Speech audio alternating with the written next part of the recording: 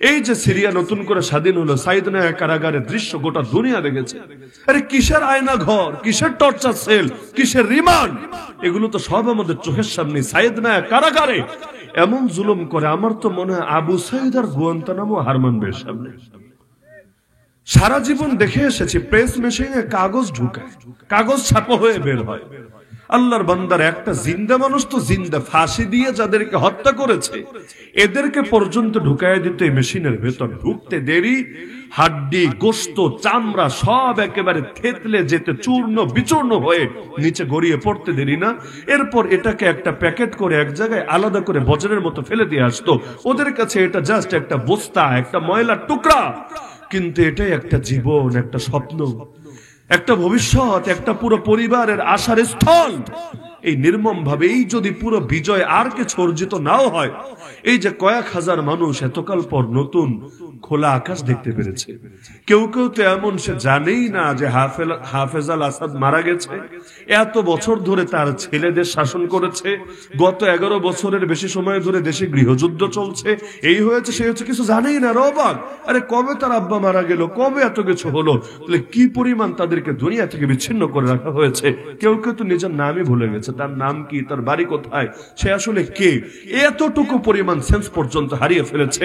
এমনকি নারীদেরকে মুক্ত করার যে দৃশ্য, এতগুলা মা বোন তাদেরকে যখন বন্দি থেকে মুক্ত করেছে, তারা বিশ্বাস করতে পারছে না যে এই জীবদ্দশায় আবারও আল্লাহর দুনিয়া দেখতে পারবে, তো স্বাধীনভাবে দেশে অবস্থান করতে পারবে। এতটুকুও যদি হতো, আর কিছু না হতো, তাও তো বহুত ব্যাপার ছিল। এই যে জালেমরা এত এত জুলুম করছে, এমনকি জুলুম শেষ হলো কোথায়? এক জালেম বিদায় হলো, মাত্র মিষ্টি বিতরণ করলো, দেশে আনন্দ মিছিল হলো, 24 ঘন্টা পার হতে পারলো না, মাত্র 24 ঘন্টা পার হতে পারলো না, এর মধ্যে আমেরিকা আর ইসরায়েল যৌথভাবে বোম্বিং শুরু করে দিল। অপরাধ কি রে ভাই? এতকাল ধরে একটা জাতি যুদ্ধের মধ্যে আছে, যাদেরকে ইতিমধ্যে লক্ষ লক্ষ মানুষের জান কোরবানি করতে হয়েছে, তাও তাদের শাসক বিদায় হলো। তোদের তো খুশি হওয়ার কথা। বাশার আল আসাদ যদি রাশিয়া পন্থী হয়, গিয়ে রাশিয়া আশ্রয় নিয়েছে, তো আমেরিকার তো খুশি হওয়ার কথা, কারণ ওর সাথে রাশিয়ার তো সাপার বেজির সম্পর্ক। তো সাপার বেজির সম্পর্ক যদি হয়, বেজির চামচা দূর হয়েছে, সাপ তো খুশি হবে, ওর নারাজ হওয়ার কি আছে? কিন্তু না, খুশি ঠিকই হবে, কিন্তু মুসলমানরা মাথা তুলে দাঁড়াবে আর ইসলামী শাসনের সম্ভাবনা দেখা দেবে, এটা কোনো বাতিল কিছুতেই মেনে নেবে না। এজন্যই আল্লাহ ছাড়া দিত না, বিষয়টা এমন না। কিন্তু যখন তারা 2 কদম এগিয়ে আবার শুনতো যে আল্লাহ রাসূল সাল্লাল্লাহু আলাইহি ওয়াসাল্লামের পাশে দাঁড়ানোর অর্থ হলো তাকে নিজেদের এলাকায় নিয়ে যাওয়ার অর্থ হলো গোটা কুরাইশের সঙ্গে যুদ্ধ বাঁধিয়ে দেওয়া, বিশেষ করে আবু জাহাল, আবু লাহাব, উতবা, শাইবা এই গংদের সঙ্গে রক্তক্ষয়ী এক সংঘর্ষে লিপ্ত হওয়া, তখন ইতিপূর্বে যেমন 2 কদম এগোতো, এই দুঃসংবাদ শোনার সঙ্গে সঙ্গে আবার 10 কদম পিছিয়ে যেত। এমনকি আল্লাহ রাসূল সাল্লাল্লাহু আলাইহি ওয়াসাল্লাম নিজে গেলেন তায়েফবাসীর কাছে প্রস্তাব নিয়ে যে তোমরা আমার সাহায্যকারী হয়ে যাও, আমি মক্কা থেকে হিজরত করে চলে আসব, তোমাদের এখানে থেকে থেকে আমি আল্লাহর জমিন, আল্লাহর দ্বীনের বার্তা প্রচার করব, ইসলামকে সারা দুনিয়া ছড়িয়ে দেব। যেই সৌভাগ্য মদিনাবাসীর কপালে জুটলো, ওই সৌভাগ্য কিনা তাদের দুয়ারে সবার আগে গিয়ে দাঁড়ানো। তারা যদি শুধু লাব্বাইক বলে, তাহলে আজকে মদিনাবাসীদের যে মাকাম অর্জিত হয়েছে, সেই মাকাম তায়েফবাসীদের অর্জিত হতো। তখন আনসার বললে মদিনার সাহাবীদেরকে বুঝতাম না, আনসার বললে তায়েফবাসীদেরকে বুঝতাম। কিন্তু দাওয়াত তো কবুল করলোই না, উল্টো পাথর মারতে মারতে রক্তাক্ত করে তাড়িয়ে দিল। আল্লাহ রাসূল শেষ সময়ে বলেছিলেন, যদি দাওয়াত গ্রহণ না করো, অন্তত এতটুকু করো, আমি যে এখানে এসেছি তোমাদেরকে দাওয়াত দিয়েছি, এই কথাটা মক্কায় পৌঁছে দিও না। কিন্তু এই গাদ্দার জাতি, আল্লাহ রাসূল নিজে মক্কায় যাওয়ার আগেই তারা লোক মারফত খবর পৌঁছে দিল মক্কায় যে তোমাদের লোকটা তো আমাদের কাছে এসেছিল, এখানে ঘাঁটি গাড়তে চেয়েছিল, জলদি তাকে থামাও, নাহলে বাইরে গিয়ে কোথাও ঘাঁটি গেড়ে তোমাদের জন্য রিস্কের কারণে পরিণত হবে। অমনি আল্লাহ রাসূলের উপর এমন জুলুম আর নির্যাতন শুরু হলো, অবশেষে তাকে মক্কা ছেড়ে মদিনায় হিজরত করতে হলো। তো আল্লাহ রাসূল সাল্লাল্লাহু আলাইহি ওয়াসাল্লাম তার পুরো জীবনটা কাটিয়ে দিলেন। তার সময়ে তিনি দেখে গেলেন মক্কা, মদিনা আর তায়েফ এর মধ্যে ইসলাম বিস্তৃত হলো। হ্যাঁ, যদিও এই তায়েফবাসী দূর দূর করে তাড়িয়ে দিয়েছিল, কিন্তু শেষ সময় আল্লাহ রাসূল যখন ফেরেশতা এসেছিল অনুমতি চাইতে, ইয়া রাসূলুল্লাহ, আপনি যদি শুধু বলেন 2 পাশের পাহাড় চাপা দিয়ে মাঝখানে সবগুলোকে মেরে ফেলবো। আল্লাহ রাসূল বলেছিলেন, আল্লাহ, আমার দিলে বড় আশা, এরা যদি ঈমান না আনে, এদের পরবর্তী প্রজন্ম অন্তত তাওহীদে বিশ্বাসী হবে, আপনার ইবাদত বন্দেগী করবে। আল্লাহ তার নবীর আশা এমন ভাবে পূরণ করেছেন, পরবর্তী প্রজন্ম লাগে নাই, মক্কা বিজয়ের পর ওই প্রজন্মই নবীর সামনে এসে হাঁটু গেড়ে বসে কালেমা পড়ে মুসলমান হয়ে ফিরে গিয়েছে। তো তার সময়ে তিনি দেখলেন মদিনায়, মক্কায়, তায়েফ এই আশপাশের কয়েকটা এলাকার মধ্যে ইসলাম বিস্তৃত হলো। কিন্তু আল্লাহর ওয়াদা তো ছিল শুধু মক্কা মদিনার তায়েফকে নিয়ে না, আল্লাহর ওয়াদা ছিল তিনি সারা দুনিয়ায় ইসলামকে ছড়িয়ে দিবেন, শুধু ছড়িয়ে দিবেন না, বিজয় করবেন। যার কারণে এত অল্প সময় আল্লাহ তাআলা এই বিজয়কে দেখিয়ে দিলেন, গোটা দুনিয়া অবাক হয়ে তাকিয়ে রইল। খন্দকের ময়দানে আল্লাহ রাসূল যখন ক্ষুধার জ্বালায় পেটে পাথর বেঁধে রেখেছেন, আবার আরেকদিকে কাজও চালাচ্ছেন, কারণ বসে থাকার সুযোগ নাই, বহিঃশত্রু চলে আসবে। যদি খুব তাড়াতাড়ি গর্ত খুঁড়তে না পারেন, পরীক্ষা খনন করতে না পারেন, অনায়াসে মদিনায় ঢুকে পড়বে, পুরা মদিনার স্বাধীনতা বিপন্ন হবে, মুসলমানদের জানমাল, নারীদের ইজ্জত আবরু সব হুমকির মুখে পড়বে। তো কাজও করতে হবে, এদিকে পেটেও খাবার নাই, কামাই রোজগার করার জন্য এখান থেকে অবসর হয়ে অন্য কোথাও যাওয়ারও সুযোগ নাই। আল্লাহ রাসূল সাল্লাল্লাহু আলাইহি ওয়াসাল্লাম ওই অবস্থায় নিজেও কাজ করছিলেন। তিনি তার কুড়াল দিয়ে আঘাত করলেন একটা পাথরে, সেই পাথরের ভেতর থেকে নূর বেরিয়ে আসলো। আল্লাহ রাসূল বললেন, এই নূরের ভেতরে বসরার প্রাসাদগুলো আমার চোখের সামনে আলোকিত করে তুলে ধরা হয়েছে। মুনাফিকরা হাসাহাসি শুরু করলো। পেটে খাবার নাই, গায়ে ভালো পোশাক নাই, এখানে বসে বসে দুনিয়া জয়ের স্বপ্ন দেখে, সুপার পাওয়ার দেশগুলোকে হারিয়ে সেখানেও ইসলামের পতাকা সমুন্নত করার স্বপ্ন দেখে।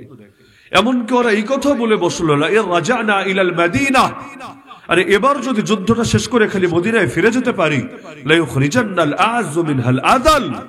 এই মুনাফিকগুলো বলছে যে আমরা সম্মানিতরা এই লাঞ্ছিতদেরকে বের করে দেব মদিনা থেকে। ওদের চোখে ওরা সম্মানিত, আল্লাহ রাসূল এবং তার সাহাবীরা লাঞ্ছিত, যে আমরা ওদেরকে এবার থাকতেই দেব না মদিনায়, মদিনা থেকেই বের করে দেব। তো একদিকে ওরা এত হাসাহাসি করছে, কিন্তু আল্লাহ দেখিয়ে দিয়েছেন যে ওদের কল্পনা, ওদের ধারণা, ওদের অনুমান, ওদের বিশ্লেষণ সবই ভুল ছিল। নিঃসন্দেহে আমার আল্লাহর ওয়াদাই সত্য ছিল। দুনিয়ার মানুষের চিন্তা গিয়ে যেখানে শেষ হয়, আল্লাহর কুদরত সেখান থেকে শুরু। নবী মুসা আলাইহিস সালামের সাহাবীরা তারা বলে উঠলেন দৃঢ়তার সাথে, ক্বালা আসহাবু মূসা ইন্না লামুদরাকুন, নিশ্চয়ই আমরা এবার গ্রেফতার হবই হব, এবার আর আমাদের কোনো মুক্তি নাই, কোনো রক্ষা নাই। পেছনে ফেরাউন, সামনে সমুদ্র, এবার কি হবে? এখন তো আমাদেরকে গ্রেফতার হতে হবেই হবে। একেবারে ইন্না এক তাকিদ, লাম আরেক তাকিদ, ডাবল দৃঢ়তার সঙ্গে বলছে অবশ্যই, নিঃসন্দেহে এবার আমরা গ্রেফতার হবই।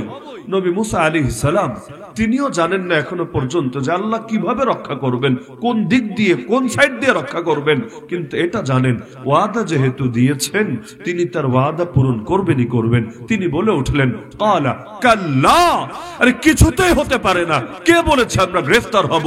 ইন্না মাইয়া রাব্বি সায়াহদিন, নিশ্চয়ই আমার সাথে আমার রব আছে, তিনি আমাকে পথ দেখাবেন। আল্লাহ দেখিয়েছেন একই পথ দিয়ে তাদেরকে পার করিয়েছেন, ওই একই পথ দিয়ে ফেরাউনকে ডুবিয়ে মেরেছেন। এমনকি ফেরাউনের একবার মাথায়ও আসে নাই আমি এই পথে কেন উঠছি। এই পথ তো স্বাভাবিক পথ না, এটা পদ্মা সেতু আর যমুনা সেতুর মতো কোনো সেতু না যে তাদের নির্মাণ শ্রমিকে তৈরি করেছে, এটা স্থির, এটা মজবুত, এটা সুদৃঢ়, এমন তো না। কিছুক্ষণ আগে সেই দেখছিল এখানে কোনো পথ নাই, পুরোটাই সাগর আর সাগর। তাহলে হঠাৎ করে পথ আসবে কোত্থেকে? তার মানে এই পথ আল্লাহ তার নবীকে মুজিজা হিসাবে স্পেশাল দিয়েছে। তাহলে ও তো নিজেকে খোদা দাবি করে, নবীও না। তো র্যাঙ্ক হিসাবে বিবেচনা করলে খোদার র্যাঙ্ক তো নবীর উপরে। তাহলে খোদা হয়ে নবীর জন্য মুজিজা হিসাবে যে পথ দেওয়া হয়েছে ওইটা ওঠে কিভাবে? লজ্জা লাগে না? একটু শরম লাগে না? এতটুকু অন্তত আর ইগো তো থাকা দরকার ছিল, কিন্তু না। মরণ যখন মানুষকে টানে তখন আর মানুষের স্বাভাবিক হিতাহিত জ্ঞান কাজ করে না। রাস্তায় উঠলো তো উঠলোই, আরে একা ওঠ, অথবা কয়েকজনকে পাঠিয়ে আগে চেক করা, তোর বাহিনী পাঠা ধরে নিয়ে আসুক না। নিজে উঠলো, সবাইকে উঠালো, পরিণতি যাওয়ার তাই হলো। নিজেও ডুবলো, সবাইরও ডুবালো। আর ডুবতে ডুবতে আল্লাহরে খুব ডেকে গেল, আমান্না বিরাব্বিল আলামিন রব্বি মুসা ওয়া হারুন, রব্বুল আলামিনের উপর ঈমান আনলাম যিনি মুসার রব, যিনি হারুনের রব। এই ঈমানটাই কয়দিন আগে আনতি বেটা, তাহলে তোর আর এখন ডুবে ডুবে মরা লাগতো না। বিপদে পড়লে এত ডাকাডাকি করে কি লাভ হবে? বাংলাদেশে বিপদে পড়লে খালি হুজুরদের ডাকে, সুখের সময় হুজুরদের লাগে না, বিপদে পড়লেই খালি হুজুর হুজুর হুজুর। এই যে ইসকনের সাথে যে ঝামেলাটা হলো, আমাদের ভাই অ্যাডভোকেট শহীদ সাইফুল ইসলাম আলিফকে শহীদ করলো, পুরো বাংলাদেশে অধিকাংশ জায়গায় সিনিয়র আলেম যারা নেতৃস্থানীয় আলেম তাদেরকে ডিসি অফিসে ডাকিয়ে নিয়ে, এসপি অফিসে ডাকিয়ে নিয়ে কাউকে এনএসআর পক্ষ থেকে কল দিয়ে, হুজুর একটু জাতিরে ঠান্ডা রাখেন, একটু শান্ত থাকতে বলেন, তাহলে সাম্প্রদায়িক দাঙ্গা লেগে যাবে। একবার যদি খালি আপনাদের থেকে ইশারা পায়, এই জাতি ওদের 14 গোষ্ঠী উদ্ধার করে ছাড়বে, এক মুসলমানের রক্তের বদলা নেওয়ার জন্য ওদের সব কয়টারে ভাগায় ছাড়বে। একটু ঠান্ডা করেন। একইভাবে জুলাই আন্দোলন সময় হুজুরদেরকে ঘর থেকে উঠিয়ে নিয়ে একবার স্বরাষ্ট্রমন্ত্রীর বাসায়, দুইবার ধর্মমন্ত্রীর বাসায় মিটিং করেছে। হুজুর আর তো পারছি না, পুলিশের গুলি ফুরিয়ে আসছে। এমনকি পুলিশ এসে বলে একটা মারলে একটাই যায়, বেশি যায় না। আবার ওদিকে আর্মিও ঠিকঠাক ভাবে কথা শুনছে না, কোনো কিছু ফাংশন করছে না। এখন কি হবে? এখন আপনারা একটু আমাদের ইজ্জত বাঁচান না, ইন্টারনেট বন্ধ, প্রয়োজনে চালু করে দেবো, একটা বিবৃতি খালি দিবেন যে ছেলেরা তোমরা ঠান্ডা হও, বিকুল, আমাদের পরামর্শ শোনো, সরকারের সাথে আমাদের আলাপ হয়েছে, সব মিটমাট হবে। কিন্তু ওই সময় ফাঁদে কে পা দেবে? তো হুজুরদেরকে এত ডাকতে হয়, এত কাছে টানতে হয়। এই ডাকাডাকি, এই কাছে টানাটা যদি একটু আগেই হতো, তাহলে আজকে কারো এই পরিণতি বরণ করতে হতো না, অন্য জায়গায় গিয়ে সুখে দুঃখে দিন কাটাতে হতো না। তাহলে দেখা যায় দুনিয়ার হালত গুলো এমনই, লোকে ভাবে শেষ, কিন্তু ওরা জানে না হ্যাঁ ইয়ে শামে জিন্দেগি সুবহে দাওয়ামে জিন্দেগি, এক অধ্যায়ের শেষ, এক অধ্যায়ের তো মাত্র সূচনা। ওই মৃত্যু যেমন কোনো সমাপ্তি না, মৃত্যু হলো দুনিয়ার জীবনের, এই যে জীবন আসলে কোনো জীবনই না। ওমা হাদিহিল হায়াতুদ দুনিয়া ইল্লা লাহু ওয়া লাইব, যে জীবন শুধু খেলতামাশা ছাড়া কিচ্ছু না, যে জীবনের ব্যাপারে আল্লাহ বলছেন মাতাউল গুরুর, ধোকার বস্তু, ধোকার আসবাব ছাড়া কিচ্ছু না। তো মৃত্যু মানে হলো ওই ধোকার জীবনের সমাপ্তি হওয়া, আসল কোনো সমাপ্তি না, বরং আসল তো মাত্র সূচনা হওয়া। কিসের সমাপ্তি? সে তো এমন জীবনে যাচ্ছে যেই জীবন শুরু হবে কিন্তু কখনোই আর শেষ হবে না। তাহলে অপরাধীরা যেটাকে ভাবে শেষ, বাস্তবে সেটা সূচনা। এজন্য আল্লাহ কোরআনে বলেন আম হাসিবতুম, আরে তোরা কি ভেবেছিস আন তাদখুলুল জান্নাহ, এমনি এমনি জান্নাতে চলে যাবি? ওয়ালাম্মা ইয়াতিকুম মাসালুল লাযিনা খালাউ মিন ক্বাবলিকুম, অথচ এখনো পূর্ববর্তীদের মতো কষ্ট তোদের উপর আসে নাই। মাসাতহুমুল বাসা ওয়াদ দাররা, তাদেরকে বিভিন্ন অভাব অনটন, আর্থিক কষ্ট, বিভিন্ন দুর্যোগ তাদেরকে এমন ভাবে আক্রান্ত করে রেখেছিল, ওয়াজুলজিলু, তাদেরকে প্রকম্পিত করে ফেলা হয়েছিল, পায়ে স্থির রাখতে পারছিল না এক জায়গায়, এমন ভাবে তাদেরকে কাঁপিয়ে তোলা হয়েছিল। অবস্থা এতটাই গুরুতর ছিল, নির্যাতন এতই বেশি ছিল, হাত্তা ইয়াকুল আর রাসূল ওয়াল্লাযীনা আমানু মা, রাসূল বলতে শুরু করেছিল, সাহাবীরাও বলতে শুরু করেছিল, মাতা নাসরুল্লাহ, কখন আসবে আল্লাহর সাহায্য? আলা ইন্না নাসরুল্লাহি কারীব। পরিস্থিতি যখন এতটা গুরুতর হয়, রাসূলও বলে ওঠেন, সাহাবীরাও বলে ওঠেন, আল্লাহ কখন দিব তোমার সাহায্য? আল্লাহ বলে, বান্দা এখন সাহায্য আসার সময় নিকটে চলে এসেছে। তার মানে পরীক্ষা লাগবেই লাগবে, পরীক্ষা ছাড়া মুক্তির উপায় নাই। ইন্নাল্লাহ ইযা হাব্বা কওমান ইবতালাহুম ফামান রাদিয়া ফালাহুর রিদা ওয়া মান সাখিতা ফালাহুস সাখাত। আল্লাহ যখন কোন জাতিকে ভালোবাসেন তখনই কেবল তাদেরকে বিপদ দিয়ে পরীক্ষা করেন। ওই পরীক্ষায় পড়েও যারা আল্লাহর ফয়সালায় সন্তুষ্ট থাকে তাদের জন্য আল্লাহর সন্তুষ্টি রয়েছে, আর যারা অসন্তুষ্ট হয় তাদের জন্য আল্লাহর অসন্তুষ্টি রয়েছে। সর্বযুগে সর্বশ্রেষ্ঠ মহামানব মুহাম্মদুর রাসূলুল্লাহ সাল্লাল্লাহু আলাইহি ওয়াসাল্লাম, আল্লাহ তার হাতেও ইসলামকে বিজয়ী করলেন দীর্ঘ পরীক্ষার পরে। এমনকি সেই পরীক্ষাটাও কোনো আকস্মিক ব্যাপার ছিল এমন না। প্রথম যেদিন ওহী আসলো, আনুষ্ঠানিক ওহী, হেরা গুহায় মাত্র 5টা আয়াত নাজিল হলো। আল্লাহ রাসূল এত অসুস্থ হয়ে পড়লেন, বাসায় এসে নিজে বলতে শুরু করলেন, ওয়াল্লাহি লাকাদ খাশিতু আলা নাফসি, আল্লাহর কসম আমার প্রাণের ব্যাপারেই ভয় হচ্ছে, আমি বাঁচবো কিনা বুঝতে পারছি না। ওই সময় আম্মাজান খাদিজা রাদিয়াল্লাহু আনহা প্রথমে নিজে সান্ত্বনা দিলেন, কি কপাল দিয়েছেন আল্লাহ আম্মাজানকে। উম্মত যখন পেরেশান হয় নবীজির কাছে যায়, নবীজি সান্ত্বনা দেন। এখন আল্লাহ রাসূল নিজেই পেরেশান, আল্লাহ আম্মাজান কেমন কপাল দিয়েছেন, তিনি রাসূলকে সান্ত্বনা দিচ্ছেন। নিজে তো দিলেনই, তাকে নিয়ে গেলেন চাচাতো ভাই ওরাকা বিন নওফেলের কাছে। ওরাকা একদিকে তো সান্ত্বনা দিলই, তাকে বুঝাই দিল বিষয়টা যে ভাতিজা পেরেশান হবা না। যদি এক বিবেচনায় আম্মাজান খাদিজা রাদিয়াল্লাহু আনহা চাচাতো ভাই, ওই বিবেচনায় তো নবীরে ভাতিজা বলার কথা না, কিন্তু আবার নবীর বাপের দিক থেকে দেখলে ওই হিসাবে নবীর বিবেচনায় তিনি একরকম এলাকার চাচা, আর আল্লাহ রাসূল সাল্লাল্লাহু আলাইহি ওয়াসাল্লাম তার ভাতিজা।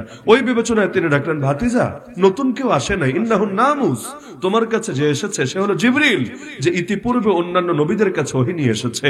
তবে এই কথাটা বলে আফসোস করে বলল, ইয়া লাইতানি লাউ আকুনু হাইয়া ইয ইখরিজুকা কওমুক, হায় সেদিন যদি আমি জীবিত থাকতাম যেদিন তোমার জাতি এবং তার রাসূল জানিয়েছেন আমাদেরকে, ওয়ালা ইয়াজালুনা ইউকাতিলুনাকুম, এই কুফরি গোষ্ঠী চিরকাল আমাদের বিরুদ্ধে লড়াই চালাবে। রাসূল বলেন, ইউশিকুল উমামু আন তাদা আলাইকুম কামা তাদা আল আকালাতু ইলা কাসাতিহা, ওদের যত দল হোক, যত জাতি হোক, যত গোষ্ঠী হোক, আরে মুসলমানের বিরুদ্ধে সবাই এক দল আরেক দলকে ডেকে ডেকে একসঙ্গে ঐক্যবদ্ধ হয়ে ঝাঁপিয়ে পড়বে মুসলমানের উপর, যেভাবে ক্ষুধার্ত ব্যক্তি খাবারের প্লেট পেলে ঝাঁপিয়ে পড়ে। এখানে আর কোনো দলাদলি থাকবে না, কোনো ধারা থাকবে না। কোথায় ইহুদি আর কোথায় খ্রিস্টান? ইহুদি আর খ্রিস্টান দুই মেরুর দুই জাতি। এই ইহুদিরা নবী ঈসাকে মানতে পারে নাই, না মানতে পারার কারণে জুলুম করেছে, তার হাজার হাজার সঙ্গীকে হত্যা করেছে। এমনকি আজও খ্রিস্টানরা বিশ্বাস করে ওদের নবীকে মূলত ইহুদিদের চক্রান্তের কারণেই হত্যা হতে হয়েছে। যদি আমাদের বিশ্বাস নবী ঈসা শহীদ হন নাই, তিনি ইন্তেকাল করেন নাই, তিনি আজও জিন্দা আছেন। এই সিরিয়ার দামেস্কের মসজিদ উমাউইর নিকটে তিনি অবতীর্ণ হবেন, দুই ফেরেশতার কাঁধে ভর করে, তার মাথা থেকে টপ টপ করে তখন ঘাম ঝরে পড়তে থাকবে। তিনি যখন আসবেন ওই সময় মাত্র ফজরের ইকামত চলতে থাকবে, ইমাম মাহদি থাকবেন জায়নামাজে ইমামতির দায়িত্ব পালনের জন্য। যখন দেখবেন নবী ঈসা চলে এসেছেন, দুই ফেরেশতার কাঁধে ভর করে তিনি সামনের জায়নামাজ ছেড়ে পেছনে চলে আসবেন, যে আপনি থাকতে আমি ইমামতি করি কিভাবে, আপনি নামাজ পড়ান। নবী ঈসা আলাইহিস সালাম বলবেন, না, বরঞ্চ নামাজ তুমিই পড়াবা, আমি তোমার পেছনে নামাজ পড়বো। তাকরিমাতাল্লাহি লিহাদিহিল উম্মাহ, আল্লাহর পক্ষ থেকে উম্মতের প্রতি সম্মান, এটা সম্মাননা এটা। আরে আল্লাহ তার নবীকে এত মাকাম দিয়েছেন, মুহাম্মদুর রাসূলুল্লাহ সাল্লাল্লাহু আলাইহি ওয়াসাল্লামকে এত সম্মান দিয়েছেন, যে তার একজন উম্মত, তার একজন আহলে বাইতের পেছনে আমি এখন নামাজ আদায় করে নিজেকে গর্বিত করব, নিজেকে ধন্য করব। তুমি নামাজ পড়াবা, আমি ঈসা তুমি মাহদির পেছনে নামাজ আদায় করব। হ্যাঁ, এটা ভাবার কারণ নাই যে জুলুম শেষ হয়েছে। মুসলমান দুনিয়াতে কখনোই জুলুমের থেকে বাইরে আসতে পারবে না, সম্ভব না। আর দুনিয়া সিজনুল মুমিন, দুনিয়া মুমিনের জেলখানা। ইউবতালার রাজুলু বিহাসাবি দীনিহি, ব্যক্তির উপর মুসিবত আসবে ততটুকু তার দিনদারি আছে যতটুকু। দিনদারি অনুপাতে মুসিবত আসবে, হ্যাঁ বেশি দেওয়া হবে না। কেজি ওয়ানের বাচ্চার থেকে যদি বিসিএস এর মতো করে এক্সাম নেওয়া হয়, ওই বাচ্চা পাস করবে না, এটা সম্ভব না। প্রত্যেকের লেভেল অনুসারে তার থেকে পরীক্ষা নেওয়া হবে। যার ঈমান হবে মাস্টার্সের ছেলের মতো, ওর পরীক্ষাও হবে মাস্টার্সের লেভেলে। আর যার ঈমান হবে কেজি ওয়ানের বাচ্চার মতো, প্লেয়ার বাচ্চার মতো, নার্সারির বাচ্চার মতো, ওর থেকে পরীক্ষাও নেওয়া হবে সেভাবে। আমাদের উপর পরীক্ষা কম আসে, যেভাবে বেলালের উপর এসেছে, আম্মারের উপর এসেছে, খুবাইবের উপর এসেছে, খাব্বাবের উপর এসেছে, সুমাইয়ার উপর এসেছে, হুসাইনের উপর এসেছে রাদিয়াল্লাহু আনহুম আজমাইন।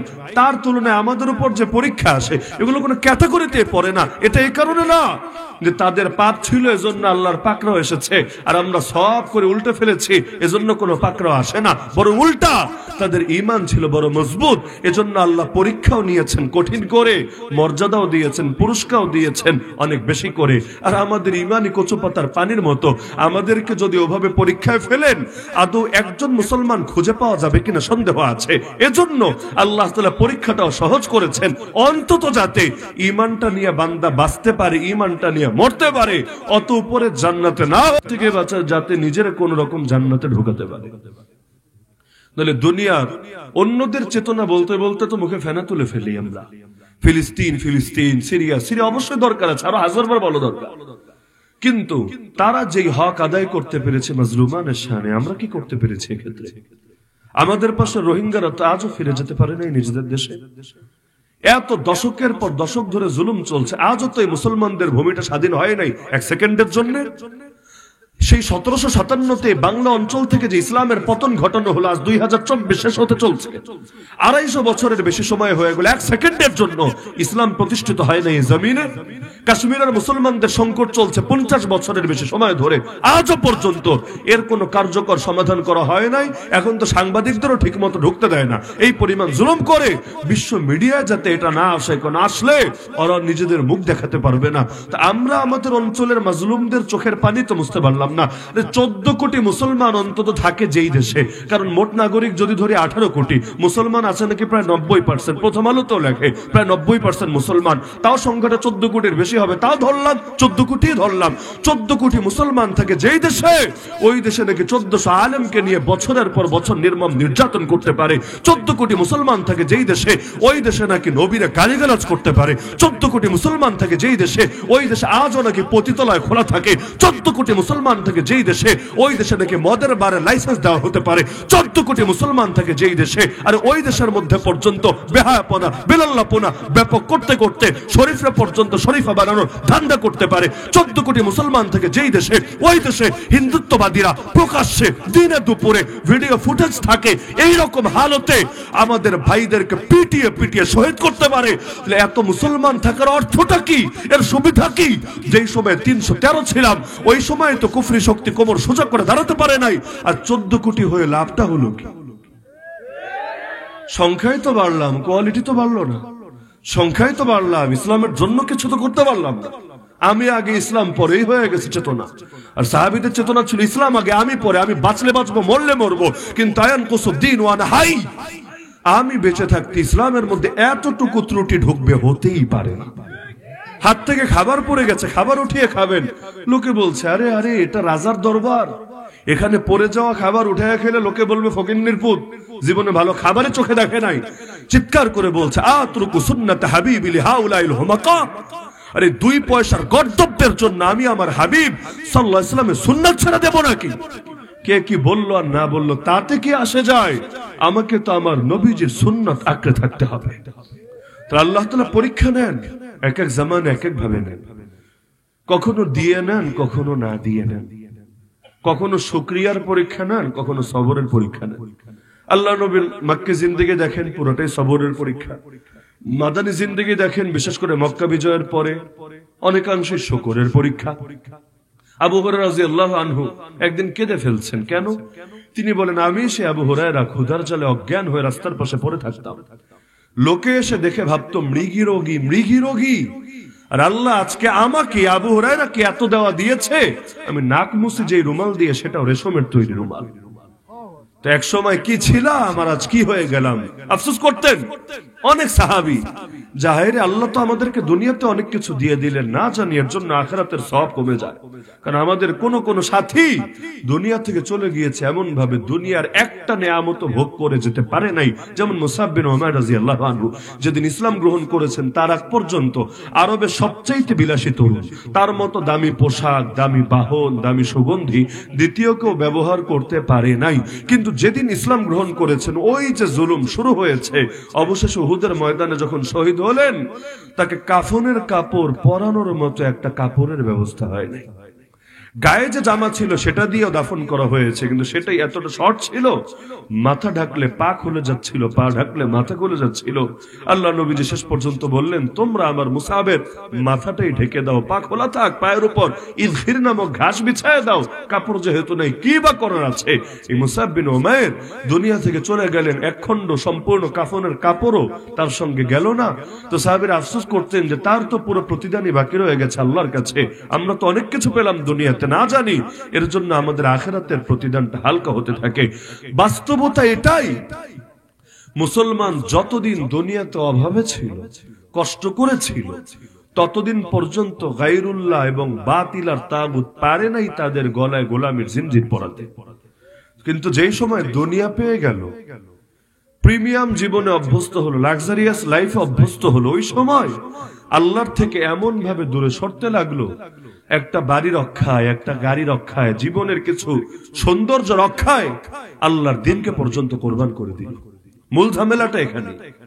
ইন্ডিয়ার বড় এক অফিসার, যে কিনা এক সময় কিছুকাল আগে রিটায়ার্ডে আসার আগে নরেন্দ্র মোদীর যে তাকে স্পেশাল ভাবে যেন নিরাপত্তা দেয়, এর মধ্যে একজন ছিল। তাকে একটা ইন্টারভিউতে জিজ্ঞাসা করছে সাংবাদিক, আপনারা একটু ঘাটাঘাটি করলে পেয়ে যাবেন, জিজ্ঞাসা করছে যে আফগান জাতির আসলে কি আছে, এদেরকে কেউ হারাতে পারে না কেন? সোভিয়েত আর্মি দুনিয়ার শ্রেষ্ঠ একটা আর্মি ছিল, বিশেষ করে ওদের স্পুতনাজ বাহিনী তো সারা দুনিয়া এক নামে নাম করা। আরে পৃথিবীর কোন সভ্য জাতি এদের মোকাবেলা করবে এটা কল্পনা করা অসম্ভব ছিল। এরপর ইউএস আর্মির চাইতে আপডেট ট্রেনিং কে দেয়, কারা দেয়?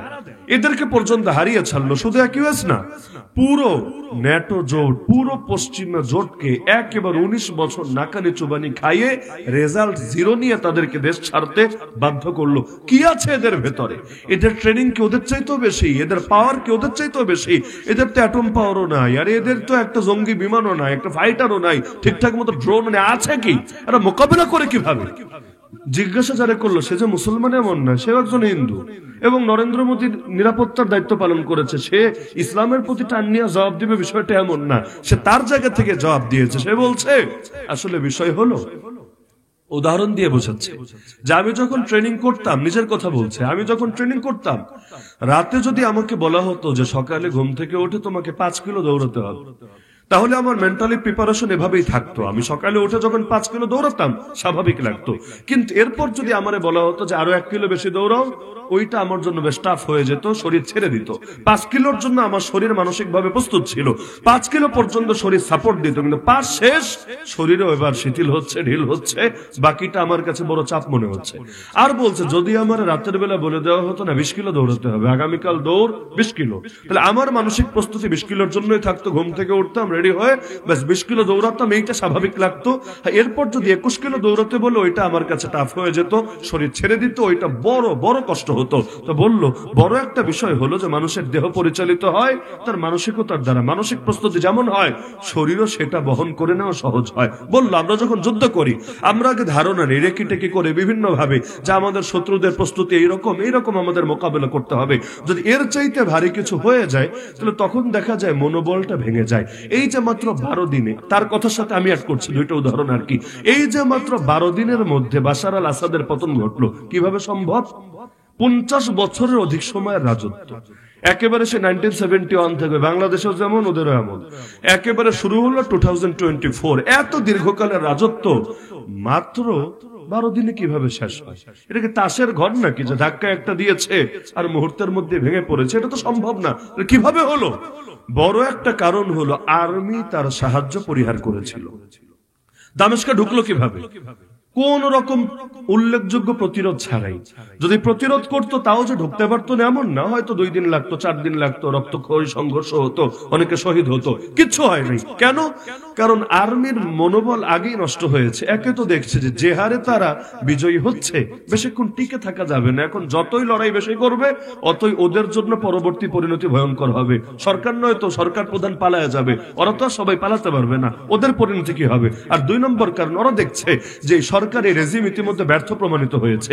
একে তো দুর্নীতি, দুঃশাসন, অব্যবস্থাপনা, জুলুম সব তো আছেই, আর তার মধ্যে ওরা ইতিমধ্যে একটা ফেইলার শাসকে পরিণত হচ্ছে যারা কোন রকম টিকে আছে, একসময় না একসময় পতন ঘটবেই। তো সামরিক বাহিনী যদি কাউকে সঙ্গ না দেয়, রাজনৈতিক পাওয়ার নিয়ে কতক্ষণ টিকে থাকবে?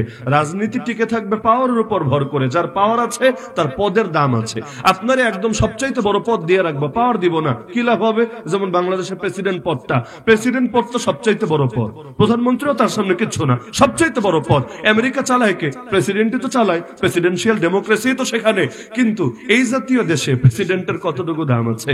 তারে বরং নিয়োগ দেয় প্রধানমন্ত্রী এবং আনুগত্য করতে হয় তার দৌড় হলো ফিতা কাটবে, কিছু লিখিত বক্তব্য পাঠ করবে। ওই যে আব্দুল হামিদ ছিল মাঝে মাঝে দুষ্টমি করে বলেই দিত আমার কি বা করার আছে, যা লিখে দিয়েছে হুবহু আমার সেটা পাঠ করতে হবে। তো দেখা যায় যে পদ যদিও সবচাইতে বড় কিন্তু পাওয়ার জিরো। সংসদীয় ধারার গণতন্ত্র, আবার এখানেও ক্ষমতা কেন্দ্রীয়করণ করতে করতে, এক কেন্দ্রিক করতে করতে এমন অবস্থায় উপনীত করেছে যে পদ তো আছে, পাওয়ার নাই। পদ যদি থাকে, পাওয়ার না থাকে, কোনো লাভ হয় না। তাহলে এই যে দেখা যাচ্ছে যে আর্মি তার সাহায্য ছেড়ে দিয়েছে, পালাতে বাধ্য হয়েছে। সাহায্য ছাড়লো কেন? মনোবল নষ্ট হয়ে গিয়েছে। একইভাবে দুনিয়ার বহু জায়গায় দেখবেন এই পরিণতি হয়েছে। এমনকি একটা যুদ্ধের কথা শুনে, খালেদ বিন ওয়ালিদের নাম শুনেছেন? আমার তো মনে হয় না এমন কেউ আছেন যে তার নাম শোনেন নাই। ইসলামের ইতিহাসে সবচাইতে বড় সেনাপতিকে যদি প্রশ্ন করি, যার নাম সবার আগে আসবে এই উম্মতের মধ্যে, সবার আগে আসবে, তিনি এই খালেদ বিন ওয়ালিদ রাদিয়াল্লাহু তাআলা আনহু। এক যুদ্ধে তিনি নেতৃত্বের দায়িত্ব পেলেন, কিন্তু এমন সময় যখন ইতিমধ্যে 3 জন সেনাপতি শহীদ হয়েছে, একে একে 3 জন শহীদ, এবং এমন একটা গুরুতর অবস্থা, এখানে যুদ্ধ করে জয়ী হবে তো দূরের কথা, প্রাণ নিয়ে ফিরে আসাটাই ডিফিকাল্ট ব্যাপার। কিভাবে ফিরে আসবে বুঝে আসছে না। এবং এমন একটা হাল, যুদ্ধ যদি একটু লং টাইম পর্যন্ত চলে, মুসলমান কচু কাটা হবে, কচু কাটা, অস্তিত্বই বাকি থাকবে না। তিনি দায়িত্ব পেয়ে প্রথমে চিন্তা করলেন যে মুসলমানদেরকে আগে কৌশলে এখান থেকে, ময়দান থেকে পিছে সরিয়ে নিয়ে আসতে হবে, এরপর সবাইকে আবার প্রস্তুত করে আবার একেবারে খেলাফতের রাজধানীতে গিয়ে বাহিনীকে মজবুত করে তারপর সেকেন্ড টাইমে লড়াই করতে হবে, এখানে নিরাপদে বের করতে হবে। কিন্তু বের করবে কিভাবে? যদি বলে সবাই পালাও, সবাই পেছনে আসো, ওই পেছন থেকে এমন ভাবে তীর মারবে, এমন ভাবে বর্ষা মারবে মারবে, আর কারো ফিরে আসা লাগবে না, জায়গায় মরে যাবে। কাফেররা সংখ্যা বহু বেশি, কয়েক লাখ, এরা মাত্র কয়েক হাজার, কতক্ষণ টিকে থাকতে পারবে? তিনি এসেই একটা কাজ করলেন, জাস্ট একটা কাজ। তিনি বললেন যে বাহিনীতে সামনে যারা আছে এদেরকে পেছন নিতে হবে, পেছনে যারা আছে এদেরকে সামনে আনতে হবে। তবে এটাও সহজ ব্যাপার না, কারণ যুদ্ধ তো রানিং, লড়াই চলছে, তীর তরবারি বর্ষার আঘাত চলছে। এর মধ্যে কৌশল একটু করে ওই সামনের লোকগুলোকে ধীরে ধীরে পেছনে আনলেন, পেছনের গুলোকে সামনে নিলেন। ফলাফল কি হলো? ওরা পুরাই ভেবাচাকা খেয়ে গেল, কারণ এই ফুল যুদ্ধ চলছে, থামাথামের সুযোগ নাই। এক ইসলামকে কখনো পাপিষ্ঠ লোকের দ্বারাও শক্তিশালী করেন আল্লাহ, কখন যে কার দ্বারা কি করবেন তিনি সেটা ভালো জানেন। এবারে ফুল কোপাকপি, অস্ত্রের আঘাত, ঝঞ্ঝনানি, এর মধ্যে নতুন করে এই মুখগুলো আসলো কোত্থেকে? নাম না জানলেও কতক্ষণ চেহারা দেখলে কিন্তু একটা আইডিয়া হয় যে আমি আপনাদের কারো নাম জানি না, একজনেরও না, কিন্তু এতক্ষণ ধরে সামনে যাদেরকে দেখছি এদের কিন্তু আইডিয়া হয়ে গেছে, চেহারাগুলো চেনা। ওই পেছনে যারা আছে, আলো যেহেতু অত স্পষ্ট না, আমি এই চেহারাগুলো বুঝতে পারছি না। এদেরকে হঠাৎ করে সামনে নিয়ে আসলে আমার কাছে কেমন কেমন লাগবে, কি রে এরা কারা, এদের তো এতক্ষণ দেখি নাই। তো পুরা রোমকরা একটা গোলক ধাঁধায় পড়ে গেল। তারা মনে মনে ভাবলো মনে হয় সাহায্যে নতুন বাহিনী এসেছে। ওই যুগে তো এত রাডার মার্ডারও নাই, এত স্যাটেলাইটও নাই, এত আধুনিক মাধ্যমও নাই। ওরা তো জানেন এদিকে তো যুদ্ধে মনোযোগ। ওরা ভাবছে নতুন লোক আসলো কোত্থেকে? বুঝেছি, সাহায্যে নতুন বাহিনী এসেছে, ওদেরকে যুদ্ধে লাগিয়ে আগের গুলোকে রেস্টে পাঠিয়েছে, আবার এগুলো ক্লান্ত হলে এগুলোরে পাঠাইয়া ওইগুলোরে আনবে। আসলে সাহায্যে কেউ আসে নাই, লোক আগের গুলাই, খালি একটু জায়গা পরিবর্তন করেছে, ডানেরটা বামে, বামেরটা ডানে, পেছনেরটা সামনে, সামনেরটা পেছনে। ওরা এতটাই চিন্তায় পড়লো এখন কি হবে। আচ্ছা নতুন বাহিনী যদি আসে কয়জন, 1000 না 2000, 1 লাখ না 2 লাখ, আমরা কি এখন লড়াই করবো না একটু পিছপা হবো না, কি করবো না করবো, এই চিন্তা করতে করতে খালিদ বিন ওয়ালিদ রাদিয়াল্লাহু আনহু ধীরে ধীরে পুরো বাহিনীটাকে নিরাপদে সরিয়ে আনলেন। উল্লেখযোগ্য ক্ষয়ক্ষতি ছাড়াই পুরো মুসলমান ওই পুরো কাফেলাটাকে নিশ্চিত হার থেকে বাঁচিয়ে দিলেন। তো খালিদ বিন ওয়ালিদ রাদিয়াল্লাহু পুরো কাজটা করলেন কিভাবে? জাস্ট মনোবল, ওদের মনোবলটাকে ভেঙে দেওয়ার মাধ্যমে। তো এখন ওই অফিসারের কথা যারটা বলছিলাম, সে বলছে যে সামনে যখন সুনির্দিষ্ট টার্গেট থাকে মানুষের মানসিক প্রিপারেশনটা ঠিক ওই অনুপাতে হয়ে থাকে। এবার বলল যে এই যে জাতি, আফগান জাতি, ওদের তো সুনির্দিষ্ট কোনো টার্গেটই নাই, ওরা জন্মেছেই লড়াই করার জন্য, চিরকাল খেলে লড়াই করে যায়। এখন সামনে কে আসলো না আসলো এইটা ওদের কাছে বিষয় না, ওরা লাক্সারিয়াস লাইফে অভ্যস্তই না, ওরা এমন লাইফ লিড করে মানে যেই লাইফ এটা মানুষের জীবনে এই যুগে এসেও এমন কষ্ট করে। এই কাবুল বিজয়ের পর দেখা গিয়েছে আইসক্রিম খেয়ে খেয়ে একজন বলছে খুব স্বাদ তো, জীবনে তো কোনোদিন খাই নাই, মজাই তো লাগে, খেতে তো ভালোই লাগে। একজন সোফায় বসে বলছে সোফায় বসে আরাম তো, আমার জীবনে আমি কখনো সোফায় বসি নাই। একটা সেরা স্যান্ডেল পরে লড়াই করছে কার সাথে? ইউএস আর্মির সাথে, দুনিয়ার শ্রেষ্ঠতম এক আর্মির সাথে। তার মনোবল আছে বাস এতটুকুই, এমনকি ওদের মাধ্যমে শেষ নেই, আর কিছু নাই। ওই সেরা একটা জুতা পায়ে দিয়ে আল্লাহর নামে ভরসা করে চালাচ্ছে আর চালাচ্ছে। তো যেহেতু এরা আরামায়েশে অভ্যস্তই না, এদের নতুন করে পাওয়ারও কিছু নাই, হারানোরও কিছু নাই, যা হারানোর সব হারিয়ে ফেলেছে, নতুন করে হারানোর কিছু নাই। আপনি শোক পেতে পেতে একসময় পাথর হয়ে যাবেন, তখন আর শোক আপনাকে ছোবে না। কেন জানেন? সবচাইতে বড় আঘাতগুলা পেতে পেতে শেষ, এখন আঘাত রে আর আঘাত মনে হয় না। একটা হালত হয় মানুষের এরকম।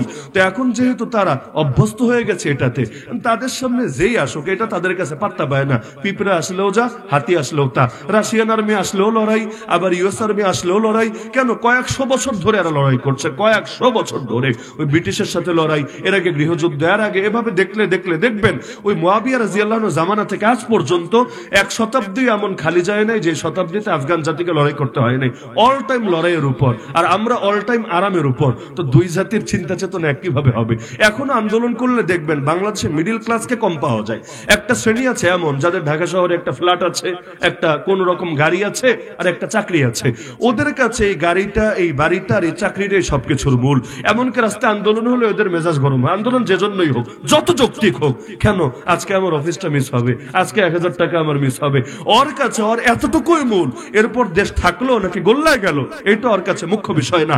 অপরদিকে গরিব মানুষ দেখবেন এরা সব ক্ষেত্রে আগে চলে আসতে এদের দ্বিধা কাজ করে না। ওই একটা বইয়ের মধ্যে একজন লিখেছিল যে দেখা যায় মালিক যদি নিজে গাড়ি চালায়, গাড়ি ড্রাইভ করে একভাবে করে, আর যদি ড্রাইভাররা দিয়ে গাড়ি চালায় ড্রাইভার আরেক রকম চালায়। এটা আপনাদের অভিজ্ঞতা থাকার কথা।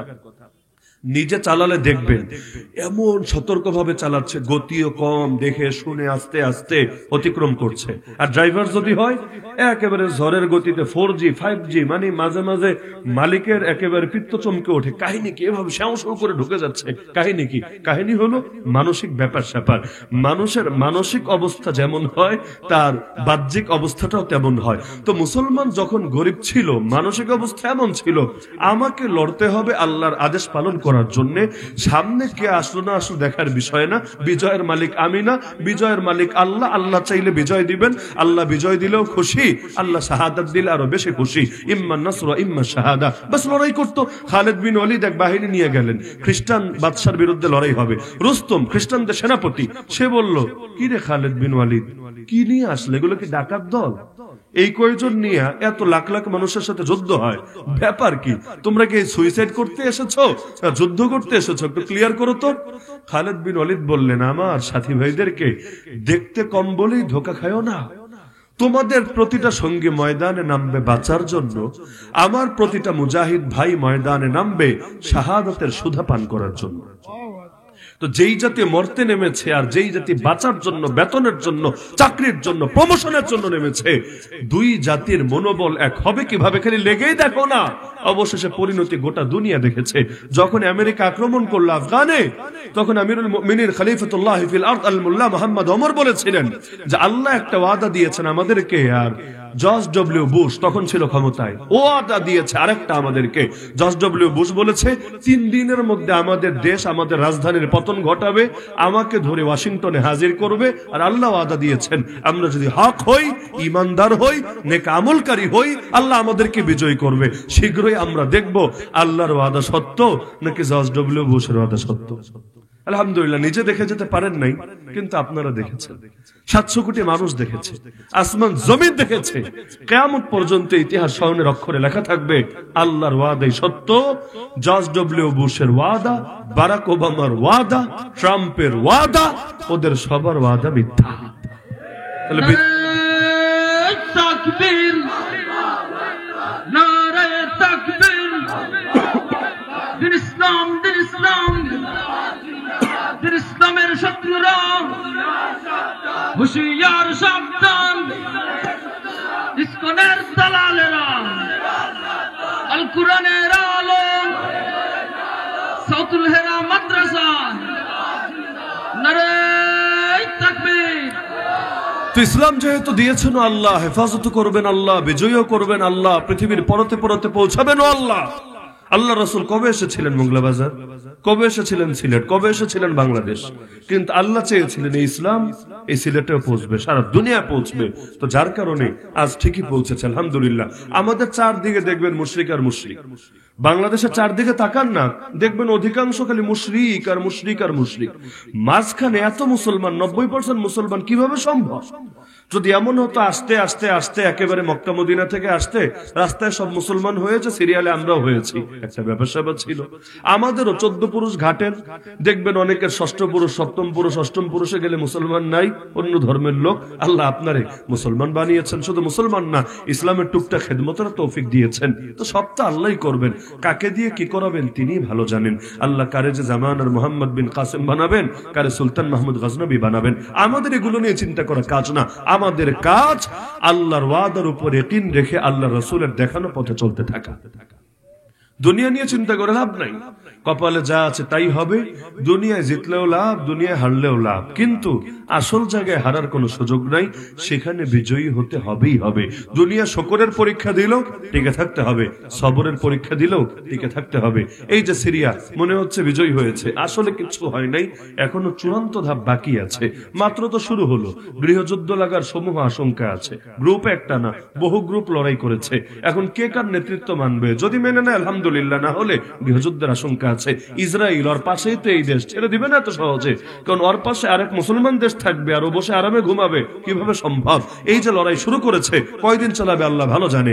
আর শাম মানে সিরিয়া না, হাদিসে শাম নিয়ে বহুত ফজিলত আছে। আমি যদি শাম নিয়ে বয়ান শুরু করি, অন্তত 2 ঘন্টা দরকার শুধু হাদিসে যা আছে সেটা উল্লেখ করার জন্য। আল্লাহ নবীর স্পেশাল দোয়া আছে শামবাসীর জন্য, আল্লাহুম্মা বারিক লানা ফি ইয়ামানিনা, আল্লাহুম্মা বারিক লানা ফি শামিনা। হে আল্লাহ, আমাদের ইয়ামানে বরকত দেন, আমাদের শাম অঞ্চলে বরকত দেন। শাম মানে কি? শামের অনুবাদ আবার অনেকে করে সিরিয়া, ভুল। শাম মানে সিরিয়া কে বলেছে আপনাকে? হিন্দ মানে যেমন শুধু ইন্ডিয়া না, ওই গাজওয়াতুল হিন্দ শব্দের অর্থ যেমন ইন্ডিয়া না, বরং পুরো অঞ্চলটা। আল্লাহ নবীর জামানায় হিন্দ বলতে কি বোঝাতো? তখন বাংলাদেশ নামে কোনো রাষ্ট্র ছিল না, পাকিস্তান নামে কোনো রাষ্ট্র ছিল না, তখন মিয়ানমার নামে কোনো রাষ্ট্র ছিল না। তখন হিন্দের যে এরিয়া ছিল, হাদিসের মধ্যে যখন হিন্দ শব্দ দেখবেন এই পুরো এরিয়ায় ধরতে হবে। তো শাম মানে নবীর জামানায় এগুলো আলাদা আলাদা ছিল না। শাম মানে 4টা দেশ, তখন 4টা দেশ মিলে ছিল একটা অঞ্চল যেটার নাম ছিল শাম। যেমন নবীর যুগের ইরান, আজকের ইরান এক না। আপনি যখন হাদিসে পড়বেন পারস্যিক, তখন শুধু ইরান এতটুকু দেশ বুঝলে হবে না। নবীর জামানায় ইরান বা পারস্য এতটা বিস্তৃত ছিল, এর মধ্যে ইরান তো আছে, ইরাকও আছে, একেবারে মাওয়ারাউন নাহারে অনেক অঞ্চল আছে, খোরাসানের কিছু সাইড আছে, পুরো বিস্তৃত অঞ্চল জুড়ে তৎকালীন ইরান ছিল। এমনকি ইরানের ইস্পাহান এলাকা থেকে দাজ্জাল বের হবে। রাসূল বলেছেন 70,000 বা 40,000 ইহুদি তাকে সেখান থেকে রিসিভ করবে, তৈলাসান ওদের বিশেষ চাদর পরিহিত অবস্থায়। তো আল্লাহ রাসূলের হাদিস বুঝতে চাইলে ওই যুগটা সামনে রাখতে হবে। তো শাম মানে কয় দেশ? 4 দেশ। 1 নম্বরে সিরিয়া, 2 নম্বরে ফিলিস্তিন, প্যালেস্টাইন, এই ফিলিস্তিন ও শাম। 3 নম্বরে আরবিতে বলে লুবনান, বাংলায় বলে লেবানন। 4 নম্বরে উর্দুন, আরবিতে বলে উর্দুন, বাংলায় বলে Jordan. Jordan, Lebanon, Syria, Palestine. Jordan, Lebanon, Palestine, Syria, এই 4 দেশ মিলে গঠিত শাম। আল্লাহ রাসূল হাদিসে বলেন, লা ইয়াজালু আহলুল গারব জাহিরিন হাত্তা তাকুম আস-সাআ। কিয়ামত কায়েম হওয়া পর্যন্ত এই পশ্চিমের অধিবাসীরা বিজয়ী থাকবে। এই পশ্চিম মানে কি? ইউরোপ না আমেরিকা, কোনটা? মুহাদ্দিসিনে কেরাম ব্যাখ্যা করেছেন, এই পশ্চিম ওই পশ্চিম না। নবীর জামানাতে আমেরিকা আবিষ্কারই হয়নি, ওই পশ্চিম কিভাবে উদ্দেশ্য হবে? এই পশ্চিম মানে হলো মদিনা থেকে যেটা পশ্চিমে, শাম শহর উদ্দেশ্য। তাহলে শামবাসীরা চিরকাল জিহাদের ময়দানে থাকবে এবং তারা হার জামানায় বিজয়ী হতেই থাকবে যতদিন না কিয়ামত কায়েম হয়। লা ইয়াদুররুহুম মান খাযালাহুম, নবী বলেন কেউ তাদের ক্ষতি করতে পারবে না। যারা বিপক্ষে যাবে তারাও না, যারা অসহযোগিতা করবে, সাহায্য পরিহার করবে তারাও না, বরং আল্লাহর নুসরতে তারা বিজয়ী থাকবে, সাহায্যপ্রাপ্ত থাকবে। তো আলহামদুলিল্লাহ, আল্লাহ এই যুগে দেখিয়েছেন কেউ নাই পাশে। এই হামাসের পাশে কে দাঁড়িয়েছে? দূরে বসে মিছিল করলেই শুধু দাঁড়ানো হয় না, শুধু বিবৃতি দিলেই দাঁড়ানো হয় না। এই মিছিল, মিটিং, বিবৃতি, সভা সমাবেশের বয়স 70 বছরের বেশি হয়েছে, কিন্তু আজও মাজলুমদের লড়াই শুধু মাজলুমদেরকে লড়তে হচ্ছে। লোকে আরো গালি দেয়, আরে ওদের পাশে ইরান কেন, ওদের পাশে শিয়া কেন? আরে তুই বেটা আহলে সুন্নাত দাঁড়ালি না কেন? তুই যদি দাঁড়াতি তাহলে শিয়া পাশে গিয়ে দাঁড়ানো লাগতো না। হ্যাঁ, শিয়া দাঁড়িয়েছে তাতে কি? যদি ফেরাউন আর নমরুদের লড়াই হয় তো আমাদের সমস্যা না। ইন্নাল্লাহা লা ইউআইয়িদু হাযা দ্বীন বিররাজুলিল ফাজির, বুখারীর হাদিসে আছে। আল্লাহর মধ্যে সবরের একটা পরীক্ষা যাচ্ছে এবং এই পরীক্ষার মোটামুটি শেষ প্রান্তে আমরা চলে এসেছি। শেষ প্রান্তে কেন বললাম জানেন? হাদিসের মধ্যে আছে আল্লাহ তাআলা প্রতি শতবর্ষে এমন লোকদেরকে পাঠিয়ে দেন যারা দ্বীনের তাসদীদ করেন, দ্বীনের সংস্কার করেন। আলা রাসি কুল্লি মিআতি সানা মান ইউজাদ্দিদু লাহা দীনাহা। তো এখন খেলাফত পতন হয়েছে, 100 বছর ছাড়িয়ে গেছে। হিজরি হিসাব করলে 100 বছর বহু আগে ছাড়িয়েছে। এমনকি ইংলিশ খ্রিস্টীয় বর্ষ হিসাব করলেও 100 বছর হয়ে গেছে। তো বিগত শতাব্দী ছিল আমাদের মায়ের খাওয়ার শতাব্দী, খালি মায়ের খেয়েছি আর খেয়েছি, সারা দুনিয়া জুড়ে রক্ত দিয়েছি। তবে আলহামদুলিল্লাহ বিগত শতাব্দীতে বামদের একটা পতন হয়েছে, দুনিয়া থেকে বাম আদর্শ নাই, আজকে নাই। আজকে যেগুলো বাম নামে চলে এগুলো অর্ধেক ডাইন হয়ে গেছে, ওদের বাম আদর্শ শেষ। রাশিয়াই নাই, চীনেই নাই, এইখানে পুঁজিবাদী হয়ে গেছে অনেকটা। তাহলে থাকবেটা কোথায়? দুনিয়া সব জায়গা খিচুড়ি। বাংলাদেশের বামদের দেখেন না, কি যে বলবে আর কি বলবে না, কি যে করবে আর কি করবে না। ওই বরকতি ধারা টিকায় রাখতে হবে তাই টিকায় রেখেছে। বাংলাদেশে কিছু বেদাতি এমন আছে, ওরা খুব ভালো করে জানে যে কাম করে বেদাত, কোন দলিল দিয়ে প্রমাণ করতে পারবে না, তাও ছাড়ে না। কেন? বাপদাদার ব্যবসা, বিনা পুঁজির ব্যবসা, ছাইরা দিলে খাবে কি? যেটা দিয়ে চলছে চলুক না, কোন রকম বোঝে। একান্তে যদি বসা হয় কোথাও চায়ের টেবিলে, স্বীকারও করে না ভাই বুঝি, কিন্তু এই একটা বিষয় একটু ছাড় দেওয়া যায় না আমাদেরকে? বাকি বিষয় আছি একসাথে আছি, ঐক্য নিয়ে চলবো। একটা বিষয় একটু নজরআন্দাজ করেন না কেন? ওরাও ভালো করে জানে বিজনেস, তো বিজনেস এত সহজে ছাড়া যায় না। তো বামরাও বাংলাদেশে বিজনেস করে, করুক গিয়া, কিন্তু আদর্শ নিয়ে কেউ টিকে থাকতে পারছে না। না, কারণ ওই আদর্শ আধুনিক জামানায় প্রযোজ্যই হবে না। তো বিগত শতাব্দী ছিল বামদের পতনের যুগ, এই শতাব্দী শুরু হয়েছে ইনশাআল্লাহ সাম্রাজ্যবাদী এই যে আমেরিকা এবং তার পশ্চিমা আদর্শ, এই ইহুদিবাদী আদর্শ, নিউ ওয়ার্ল্ড অর্ডার আর হিন্দুত্ববাদীদের পতনের যুগ ইনশাআল্লাহ। দেশে দেশে পলাতকদের তালিকা দীর্ঘ থেকে আর দীর্ঘ হচ্ছে। শ্রীলঙ্কায় পলায়ন হলো, এরপর আফগানিস্তানের প্রেসিডেন্ট আশরাফ ঘানি হেলিকপ্টারে করে বস্তা বস্তা টাকায় নিয়ে এই বেটাও পালালো। আমাদের দেশেরটা নাই বলি, আমাদের দেশেরটা বাদই দিলাম, যৌতুক ছাড়াই পালায় গেল। আবার দেখা গেল এখন এসে এই সিরিয়ার মধ্যেও পলাতে শুরু হলো। আমার টার্গেট আছে, বিশ্বাস আছে, কয়েকদিনের মধ্যে মিশরেও পালাবে ইনশাআল্লাহ। জেনারেল সিসি নামই তো সুন্দর, সিসি, আমরা আর কি বলবো, এই সিসিও পালাবে ইনশাআল্লাহ। এভাবে একে একে দেখবেন পলাতকদের তালিকা দীর্ঘ হবে। যদিও পালায় এক একটা এক এক দেশে থাকে, সবাই একসঙ্গে থাকলেও তো হতো, নিজেরা আরেকটা দেশ বানায় নিত, দেশ অফ পলাতক এই টাইপের একটা নামটা দিয়া ওরা নিজেরা হয়ে যেত, খারাপ ছিল না। এই আইডিয়াটা এখনো হয়তো মাথায় আসে নাই।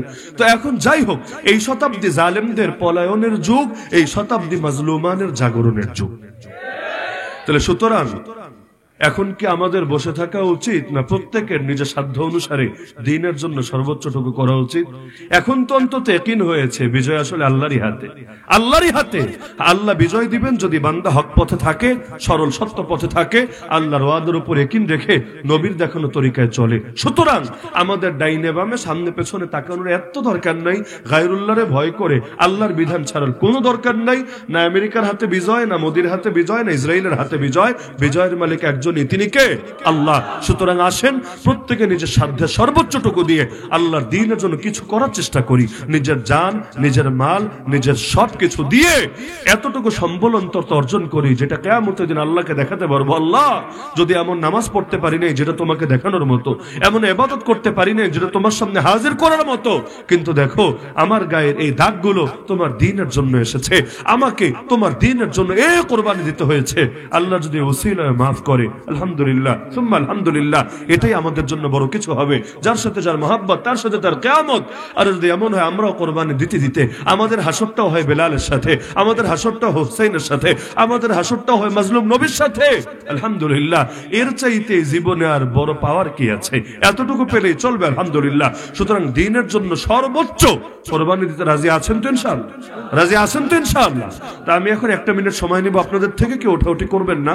যদিও কর্তৃপক্ষের পক্ষ থেকে আমি মাফ চেয়ে নিচ্ছি, এই যে বিপুল পরিমাণ মানুষ বসতে পারেন না, দাঁড়িয়ে থেকে এতক্ষণ কষ্ট করেছেন, আসলে এটা আমাদের সকলের জন্য লজ্জাস্কর। আমরা বসে আছি, আপনারা দাঁড়িয়ে থেকে কষ্ট করছেন, মাফ করে দিবেন, যাতে আগামীতে আরো এমন জায়গার ব্যবস্থা করা যায় সকলে যাতে বসে শুনতে পারে। এবার একটা মিনিট সময় শুধু মাদ্রাসার জন্য। আপনারা জানেন যে এই মাদ্রাসাটা ভাড়া জায়গায় প্রতিষ্ঠিত, তাই না? নিজস্ব